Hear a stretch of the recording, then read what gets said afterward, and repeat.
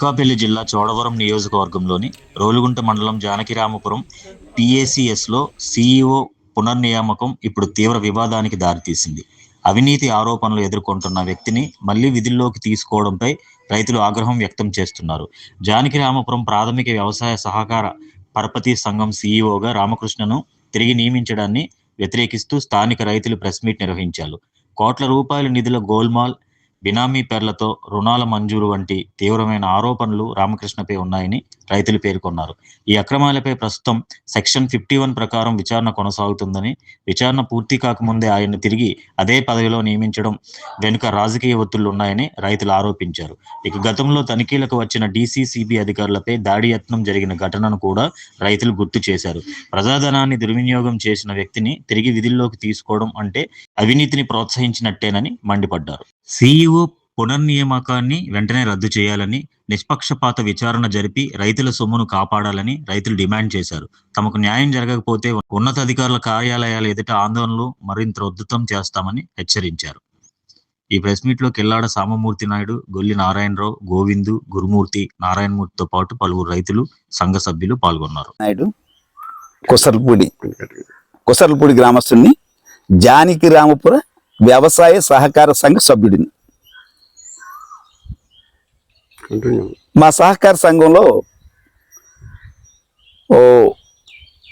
చాలా కాలం నుండి, ఇంచుమించుగా 4-5 సంవత్సరాల నుండి ఇక్కడ రైతులకు తెలియకుండా రైతుల పేరు మీద బినామీ రుణాలు తీసుకుని ఉన్నారు చాలామంది. ఆ యొక్క సీఈఓ, అటువంటి సీఈఓని సుమారుగా ఓడీ లోన్స్ 350 ఓవర్డ్యూ లోన్స్ ఉన్నాయి.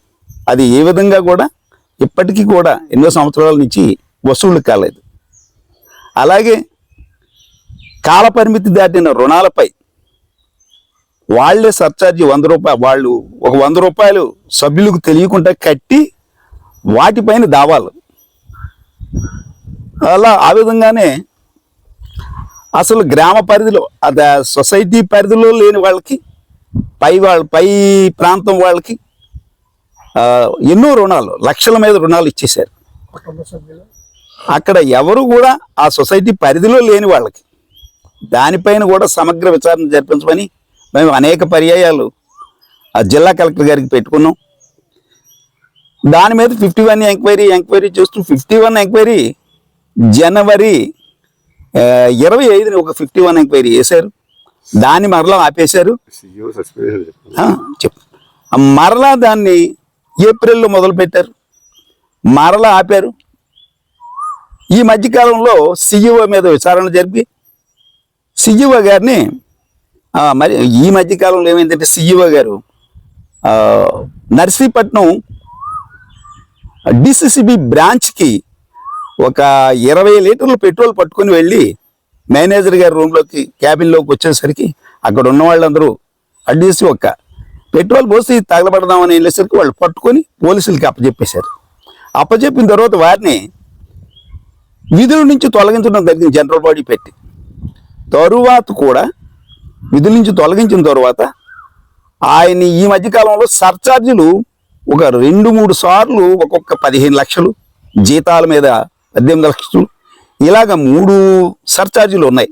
ఆయనకి నుంచి ఇప్పటి వరకు ఏ విధమైన రూపాయి కూడా వసూలు చేయలేదు. తర్వాత ఈ మధ్యకాలంలో ఆయన్ని డిస్మిస్ కూడా పాలకవర్గం డిస్మిస్ చేసింది. అదే వ్యక్తిని మరలా విధుల్లోకి తీసుకున్నారనే వార్తలు ఉన్నాయి. అటువంటి వ్యక్తిని మళ్ళీ అదే సొసైటీకి తీసుకొస్తే ఆ సొసైటీ పరిస్థితి ఏంటో అర్థం కాని పరిస్థితి. అది ఈ యొక్క అధికారులు, నాయకులు కూడా ఆలోచించాల్సిందిగా కోరుతున్నాం. చాలా ఎన్నో రుణాలు, ఈ వేల ఇంచుమీదుగా 3-4 కోట్ల రూపాయలు సొసైటీలో నష్టంలో ఉన్నారు. ఆ నష్టాన్ని పూడ్చాలి అంటే ఒక మంచి సెక్రటరీ, ఇప్పుడు నడిచే సెక్రటరీ కాకుండా ఆయన్ని విధుల్లో తీసుకొని మళ్ళీ సొసైటీకి విధుల్లోకి తీసుకున్నా మేము రైతులందరం కలిసి ఆయన సొసైటీలో రానివ్వం.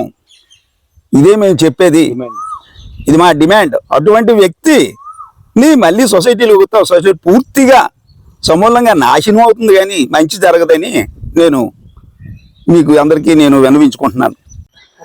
అనకాపల్లి జిల్లా రోలుగుంట మండలం కుసర్లపూడి గ్రామ కాపురస్తులు Gollu Narayana Rao, son of Ganga Naidu. Janakapuram PACS లో గొల్లు కల్పన వైఫ్ ఆఫ్ పేరు మీద 35 లక్షలు బినామీలోను ఉన్నదని నోటీస్ ఇచ్చారు. 35,000 రూపాయలు బినామీలోను ఉన్నదని నోటీస్ ఇచ్చారు. దానికి మేము గొల్లు కల్పన పేరు మీద ఏ విధమైన వ్యవసాయం కానీ, మెంబర్షిప్ కానీ, గొల్లు నారాయణరావు పేరు మీద కానీ ఎటువంటి మెంబర్షిప్ లేదు. దాని మీద అనేక సార్లు అధికారులకు ఫిర్యాదు చేశాం. దాని మీద ఎన్నో ఎంక్వైరీలు జరిగాయి. ప్రతి ఎంక్వైరీకి 51 ఎంక్వైరీ వేస్తేనే కానీ దీని మూలాలు పైకి తీయలేము. 51 ఎంక్వైరీలో తేల్చాల్సిందని ప్రతి ఎంక్వైరీ రిపోర్ట్లో ఎంక్వైరీ ఆఫీసర్లు చెప్పి ఉన్నారు.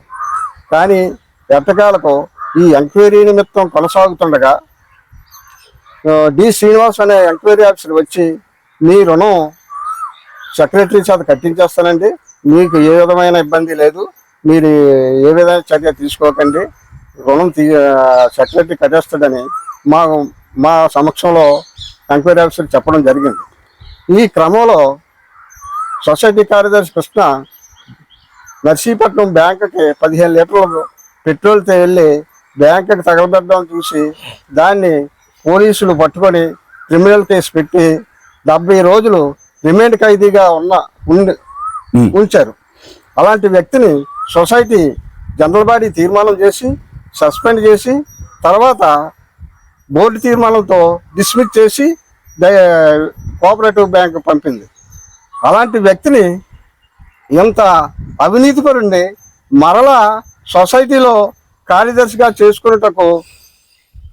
చేసుకున్న తీర్మానం రాశారని మా దృష్టికి వచ్చింది. ఇలాంటి వ్యక్తిని ప్రభుత్వం, మరి అవినీతిని కాపాడవలసిన ప్రభుత్వం ఒక అవినీతికి పరుడికి సపోర్ట్ చేయడం ఎంతవరకు సబు అని మా రైతులందరమే ఆవేదన వ్యక్తం చేస్తున్నాం. ఈ విషయాన్ని మరలా సొసైటీ కార్యదర్శిగా ఆయన వస్తే ఆ రైతులు అందరమే అడ్డుకుంటాం. సొసైటీకి రానియకుండా రైతులు అందరం కలిసి మేము అతను రానియకుండా అడ్డుకుంటామని తెలియజేస్తున్నాం.